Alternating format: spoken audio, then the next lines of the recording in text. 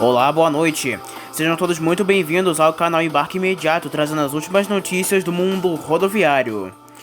O STF, Supremo Tribunal Federal, aprovou por 8 votos a 3 o contrato de 22,6 bilhões de reais, firmado sem licitação ainda pela gestão do ex-governador João Doria em 2021, para a construção e operação do BRT-ABC, um sistema de corredores de ônibus elétricos que vai ligar o ABC Paulista aos terminais Tamanduateí e Sacomã na capital. O julgamento terminou na noite desta última segunda-feira, dia 21 de agosto. A ação direta de inconstitucionalidade contestava o fato de não ter havido uma concorrência para o contrato, que ainda engloba a operação e renovação da frota de 111 linhas da MTU no ABC e também a reforma do corredor ABD de ônibus e trolebus. Ao todo, são 800 ônibus envolvidos e cerca de 500 mil passageiros por dia em toda a região. A maioria dos ministros entendeu que não era necessário realizar a licitação por se tratar de prorrogação de um contrato já licitado em 1997, com inclusão de investimentos. O BRT-ABC deve ter um dos trechos entregues no primeiro semestre do ano que vem, e quando pronto, somente o corredor deve atender a quase 200 mil passageiros por dia. O meio de transporte foi escolhido pelo governo de São Paulo para substituir a linha 18 bronze de monotrilho, que não saiu do papel e custaria 7 bilhões de reais, com parte disso vindo dos cofres públicos. O BRT-ABC deve custar quase 1 bilhão de reais exclusivamente da iniciativa privada. O contrato para implantação, operação e manutenção do BRT do ABC foi aprovada pela maioria dos ministros do STF. O sexto voto que compôs a maioria foi dado pelo ministro Luiz Fux no final da tarde desta segunda-feira. Horas depois, Cristiano Zanin e Roberto Barroso votaram também em prol do BRT. Com isso, as obras já tiveram início e a operação de 111 linhas da MTU pela Next Mobilidade no ABC receberam o aval da Corte Suprema para continuarem normalmente. O Partido Solidariedade contestou a legalidade do contrato de 22,6 bilhões de reais até o ano de 2046, que foi firmado sem licitação em março de 2021, na gestão de João Doria frente ao governo de São Paulo. Este valor engloba investimentos, multas rescisórias em relação às operações e investimentos do corredor ABD e o retorno para a empresa sendo diluído ao longo do contrato que irá até 2046. No entendimento da maior parte dos ministros do STF, o contrato pode ter sido feito sem licitação porque se trata de prorrogação de um contrato já licitado no caso, assinado em maio de 1997 pelo Corredor Metropolitano ABD, de ônibus e trolebus entre São Mateus e Jabaquara e entre Diadema e Brooklyn, com a Metra. Na visão dos ministros, que acataram as argumentações do governo do estado e da empresa Next Mobilidade, a lei prevê esta prorrogação para se tratar do mesmo objeto do contrato original, que é transporte de passageiros por ônibus. O contrato engloba construção, operação e manutenção do BRT-ABC, operação, renovação de frota de linhas da MTU no ABC, reforma e modernização do corredor metropolitano ABD de ônibus e trolebus. O BRT-ABC foi escolhido pela gestão Doria para substituir o monotrilho da linha 18 bronze, por, na versão do governo do estado, ser um meio de transporte de caro e limitado. Os corredores do BRT-ABC serão operados por ônibus elétricos que terão 17,3 km de extensão e custo total estimado de 970 milhões de reais, 7 vezes menos do que o previsto para o monotrilho da linha 18 bronze, meio de transporte que foi planejado inicialmente para o trajeto. A demanda inicial é de 173 mil passageiros por dia, com possibilidade de aumento conforme a necessidade. O sistema vai atender as cidades de São Bernardo do Campo, Santo André, São Caetano do Sul e os terminais Tamanduateí e Sacomã, na zona sudeste da capital paulista. O atual governador Tarcísio de Freitas defende a legalidade do contrato e chegou até audiências com ministros do Supremo em Brasília para tratar do assunto. Foram 2 suspensões até agora por pedidos de vistas, que quando um ministro pede mais tempo para analisar um processo. O julgamento começou em 7 de outubro de 2022 e foi suspenso no dia 10 de outubro, quando o ministro Gilmar Mendes pediu vistas.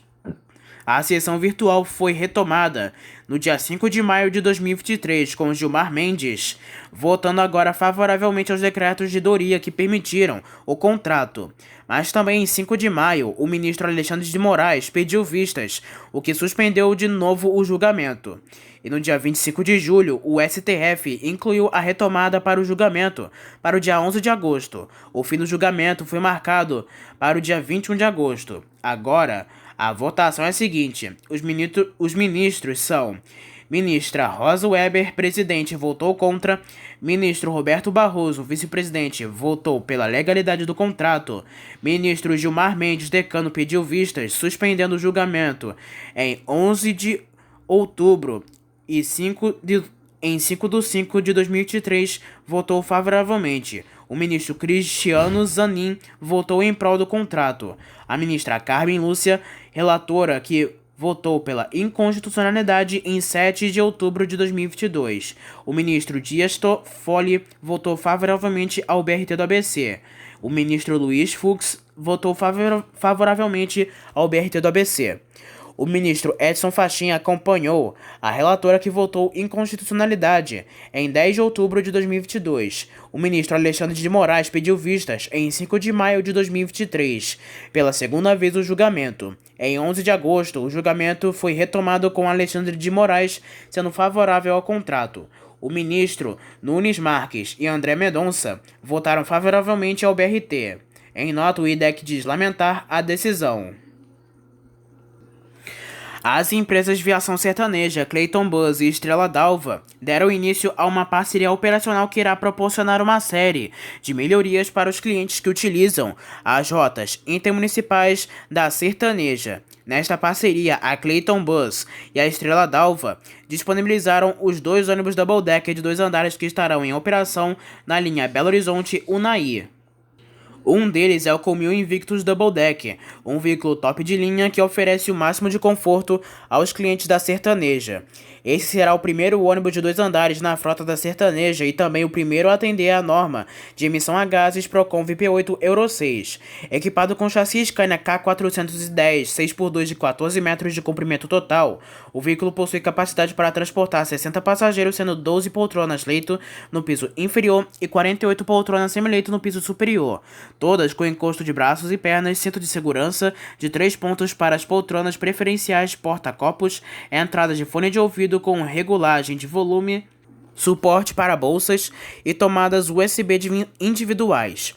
Os clientes da sertaneja terão à disposição em um double decker, que oferece ainda de itens como janelas panorâmicas com cortinas, itinerário eletrônico, bagageiros, porta-pacote, sistema de ar-condicionado com dutos individuais, interfone, geladeiras nos 2 andares, lixeira, luzes de leitura direcionais, iluminação externa e interna completa em LED, tomadas elétricas de 110 volts, dispositivo de poltrona móvel para fácil acesso de pessoas com mobilidade reduzida ao interior do veículo, internet via Wi-Fi em área de cobertura de telefonia móvel e sanitário no piso inferior. A Belo Horizonte-Unai, linha que o primeiro double decker da sertaneja será efetivado, atende também as cidades de João Pinheiro, Paracatu e Três Marias. Os horários de partida para a capital mineira em cada uma dessas cidades, além da partida de Unai, são as seguintes: Unai, 8 da noite, Paracatu, 9h25 da noite, João Pinheiro, 10h50 da noite, Três Marias, 1 da manhã e de Belo Horizonte a partida é às 9h30 da noite. O desembargador Azumanite, da primeira Câmara Reservada de Direito Empresarial do TJSP, atendeu o recurso da Itapemirim Transportes Aéreos e suspendeu a decisão em primeira instância, que havia decretado a falência da empresa, área fundada por Sidney Piva de Jesus. A decisão liminar é de 18 de agosto e foi publicada nesta terça-feira, dia 22. O despacho não se estende às empresas do grupo de ônibus do Grupo Itapemirim que continuam com arrendamento de linhas pela Companhia da Suzantu do ABC. A ITA, que voou por cerca de 6 meses, parou repentinamente no dia 17 de janeiro de 2021, deixando mais de 131 mil passageiros sem transporte, alegou que a empresa autora da decretação da falência, a Travel Technology Intercorative do Brasil Soluções em Software Limitada, desistiu do pedido antes da decisão em primeira instância. Além disso, a ITA alega que não foi citada no processo quanto ao pedido da falência, não podendo se defender. Na decisão, o desembargador destacou que não foi analisada esta desistência do pedido de falência e que há perigo imediato de dano irreparável e de difícil reparação decorrente do decreto de quebra da empresa agravante. A criação da ITA é investigada pelo Ministério Público Federal, que apura supostas fraudes cometidas pelo empresário Sidney Piva de Jesus e desvios de cerca de 46 milhões de reais dos credores do grupo de ônibus para constituir a companhia aérea. Piva nega as irregularidades. No Rio de Janeiro, a atriz Larissa Manoela, de 22 anos, chamou atenção na noite desta última quinta-feira, dia 17 de agosto, ao repostar nos stories do Instagram uma foto publicada pelo diretor e roteirista Matheus Souza. A imagem que a jovem aparece dentro de um ônibus urbano causou alvoroço na internet em todo o Brasil. A jovem vive um drama familiar após romper relações com seus pais e ter declarado que deixou um patrimônio de 18 milhões de reais. Ainda segundo a atriz, a medida de deixar tudo para trás seria para se livrar do controle que os pais exerciam em sua vida e carreira. Larissa Manoela informa que até para gastos simples precisava pedir dinheiro aos pais, com a compra de milho e sorvete quando seguia para a praia. A imagem dentro do ônibus trata-se das gravações do filme Tá Escrito, que deve estrear em novembro deste ano. Agora falamos sobre as últimas ocorrências do mundo rodoviário. Um motociclista morreu na última segunda-feira, dia 21 de agosto, após colidir com um ônibus municipal na linha Frei Antônio Fagiano, 27, por volta de 4h35 da manhã, no sentido centro, no conjunto residencial José Bonifácio, em Guianazes. A SP Trans, responsável pelo gerenciamento do sistema de ônibus municipais da cidade de São Paulo, disse que seu programa de redução de acidentes de transporte está apurando a ocorrência que envolveu o coletivo de prefixo 47004 da linha 373810 Coab Juscelino Metrô Itaquera da Pêssego Transportes. A concessionária foi orientada pela gerenciadora a prestar apoio à família da vítima. Um boletim de ocorrência foi registrado junto à Polícia Civil. Um ônibus urbano da empresa Real Alagoas de Viação caiu em um barranco na Avenida Gustavo Paiva, no bairro Cruz das Almas, na manhã desta última sexta-feira, dia 18. De acordo com a Prefeitura de Maceió, a agente do Departamento Municipal de Transportes e Trânsito acabaram acionados para o local da ocorrência, e o motorista afirmou que tentou desviar de um caminhão parado e usou a faixa da direita e perceber que o asfalto cedeu. O ônibus fazia a linha Benedito Bentes Centro. Todos os passageiros foram relocados em outro coletivo para seguir a viagem. O tráfego na região acabou tendo retenções devido ao acidente. Um guincho foi acionado para retirar o ônibus do local. Um ônibus da prefeitura de Zé Doca acabou saindo da pista quando trafegava pela BR 1335 entre o entrocamento da Itaperucuru Mirim e a cidade de Miranda do Norte, na tarde desta última quarta-feira. O coletivo seguia com o paciente da Secretaria Municipal de Saúde de Miranda do Norte. Apesar do susto, não houveram feridos. O ônibus saiu da rodovia após um dos pneus se soltar e entrou no meio do mato. Uma grave colisão envolvendo um veículo de passeio e um ônibus rodoviário da Aviação Garcia deixou ao menos 4 pessoas mortas na tarde desta última sexta-feira, dia 18, na BR-116. De acordo com a PRF, o acidente ocorreu nas proximidades do trevo de acesso ao município catarinense de Capão Alto. Entre os mortos estão 3 mulheres e um homem que morreram no local presos às ferragens. Agentes da PRF e do SAMU acabaram atendendo a ocorrência. A concessionária Artérias, que administra o trecho, informa que o coletivo seguia de Lages no sentido Porto Alegre, quando houve a colisão. Segundo informações preliminares, o condutor do carro não teria respeitado a preferência do ônibus e bateu contra o coletivo. Um ônibus da aviação Santa Eudigues, que fazia a linha Maracanã-Boca do Mato, acabou pegando fogo na manhã deste último sábado, dia 19 de agosto, na rodovia estadual RJ-145, em Barra do Piraí. De acordo com o Corpo de Bombeiros, o incêndio acabou provocado por uma pane elétrica no coletivo. As chamas consumiram rapidamente o ônibus e, apesar do susto, não houveram feridos. O coletivo acabou retirado do local por um guincho por volta de 12h50 e o incêndio estava sendo controlado. Um acidente envolvendo uma moto e um ônibus urbano deixou um jovem motoboy de 21 anos morto na noite desta última sexta-feira nas proximidades do Teatro Severino Cabral, no centro de Campina Grande. A Polícia Civil da Paraíba informa que o acidente ocorreu por volta de 10h30 da noite e que a vítima, Victor Gabriel Sabino da Silva Ribeiro, segundo a corporação, o condutor da moto dirigia sentido Parque do Povo e o ônibus saía da Integração em direção à Avenida Floriano Peixoto. Durante a conversão, o ônibus acabou atingindo a moto. O jovem morreu no local do acidente.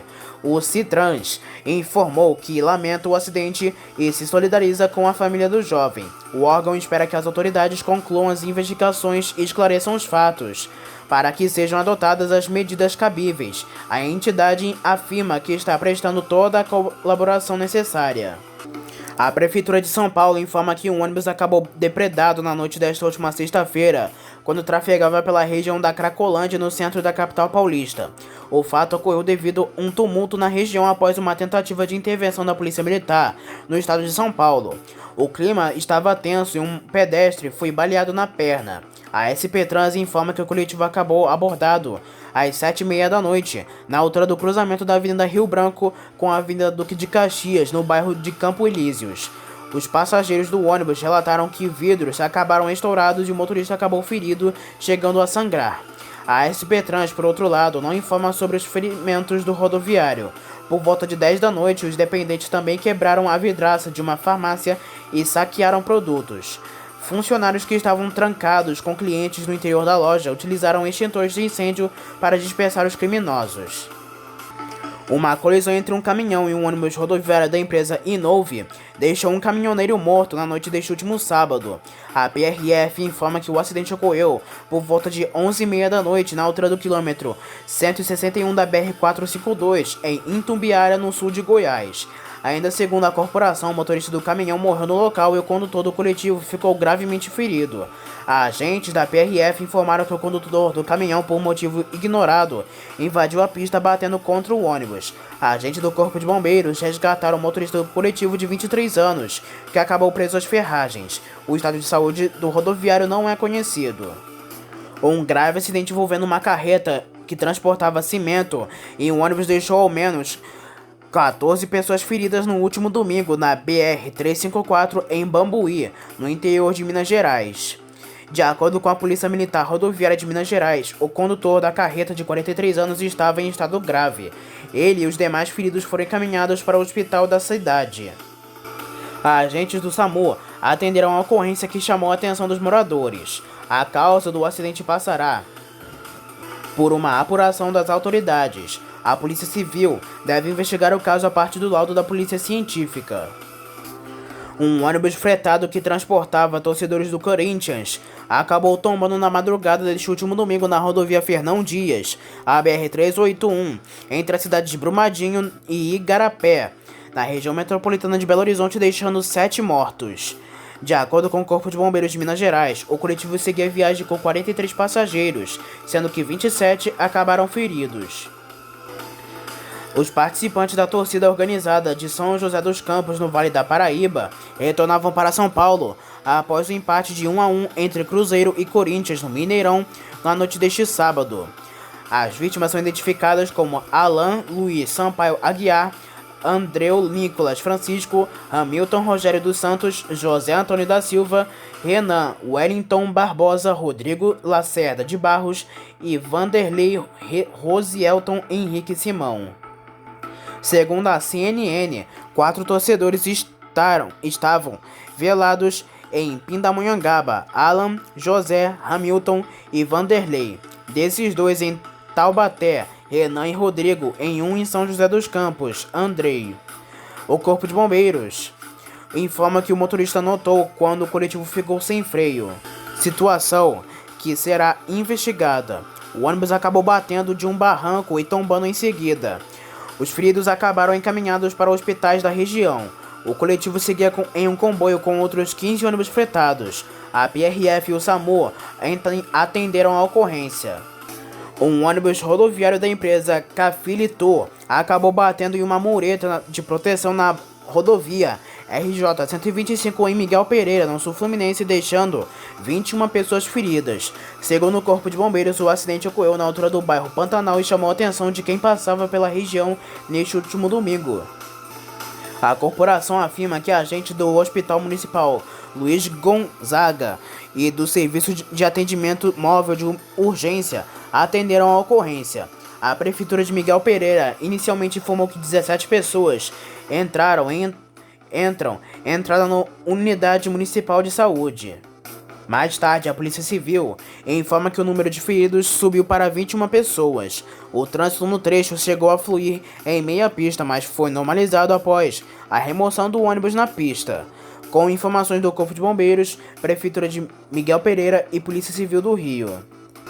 Uma confusão seguida de briga de torcedores dentro e fora do terminal Capão de Umbuia, em Curitiba, na noite deste último domingo, deixou ao menos 2 pessoas feridas.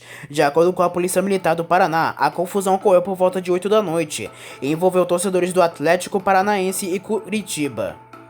O Curitiba enfrentou o Flamengo no estádio Couto Pereira e perdeu por 3-2. Os passageiros que estavam no terminal viveram momentos de pânico e terror após a correria e a explosão de fogos de artifícios. A polícia informou que torcedores do Atlético e flamenguistas teriam intimidado um grupo de torcedores do Curitiba dentro do terminal de ônibus. A corporação afirma que 5 torcedores foram encaminhados para a central de flagrante e um menor de idade para a delegacia do adolescente. A Polícia Civil do Paraná informa que os suspeitos devem responder por rixa e lesão corporal com penas de até 4 anos de reclusão. A Aviação Águia Branca, empresa de transporte rodoviário de passageiros do Grupo Águia Branca, será a transportadora oficial do Festival de Inverno Bahia, que ocorre entre os dias 25 e 27 de agosto em Vitória da Conquista. Este é o 5º ano que a empresa marca a presença no festival com experiência exclusiva para os visitantes. Nesta edição, o estande da Águia Branca oferece uma festa à parte com espaço instagramável, karaokê e roleta para sorteio de brindes e cupons de desconto. No local também estará estacionado o modelo G8 de ônibus que poderá ser utilizado pelas pessoas como ponto de encontro e local de descanso. Quem passar por lá poderá ainda utilizar pontos de recarga de celular e aproveitar o Wi-Fi disponibilizado pela empresa.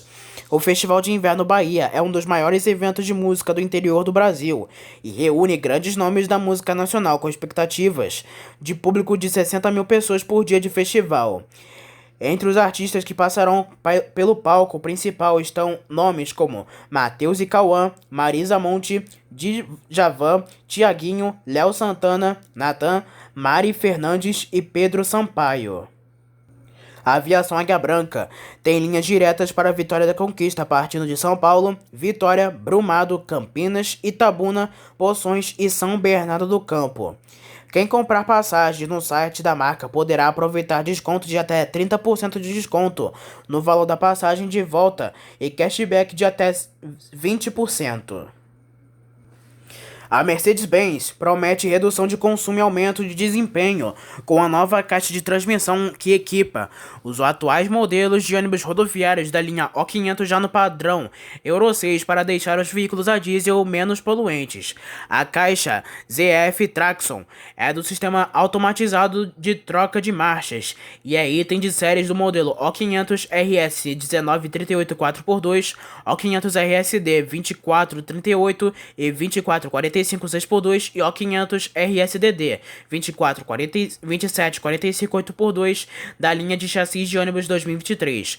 Em comunicado deste sábado, a montadora diz que entre os diferenciais desse produto é a possibilidade de receber um sistema de freio auxiliar e retarder a própria ZF. frenagens mais eficientes segundo o comunicado, além de oferecerem mais conforto e segurança aos ocupantes dos ônibus, permitem menos trocas de marchas e, com isso, mais economia de combustível e menor desgaste de insumos como pneus e óleo lubrificante. O nível de economia de diesel varia de acordo com as condições de operação. Para o diretor de vendas e marketing ônibus da Mercedes-Benz do Brasil, Walter Barbosa, a ZF Traction insere atributos essenciais para as médias e longa distância rodoviárias, condições típicas do transporte de passageiros no Brasil e em países da América Latina, mercados para onde a fabricante exporta seus ônibus rodoviários O500. Durante a manhã desta última terça-feira, dia 22 de agosto, os fiscais do DETRA-RJ realizaram mais uma edição da operação Todos são passageiros e passageiras. A ação tem o objetivo de verificar a acessibilidade nos coletivos intermunicipais. Os agentes estiveram no terminal rodoviário Plínio Casado, em Duque de Caxias, onde 37 ônibus foram fiscalizados e somente 5 irregularidades foram encontradas. E para finalizar, uma última notícia, uma notícia trágica. O fundador da aviação Petit, João Petit, faleceu nesta sexta-feira, dia 18 de agosto, após uma parada cardíaca. De acordo com o filho do empresário Liemar Petit, o pai estava com problemas no pulmão e no coração. João Petit nasceu em Itaçu, no Espírito Santo, em 1937. No ano de 1957, comprou algumas linhas de ônibus e em 1965, em Colatina, no Espírito Santo, fundou a Aviação Petit. O empresário deixa 3 filhos e 6 netos. A prefeitura de Colatina decretou o luto de 3 dias. Então essas foram as últimas notícias, informações e ocorrências do mundo rodoviário. Não se esqueça que em breve traremos mais notícias e informações somente aqui para você. Espero que tenham gostado do vídeo, uma boa noite para todos e até a próxima.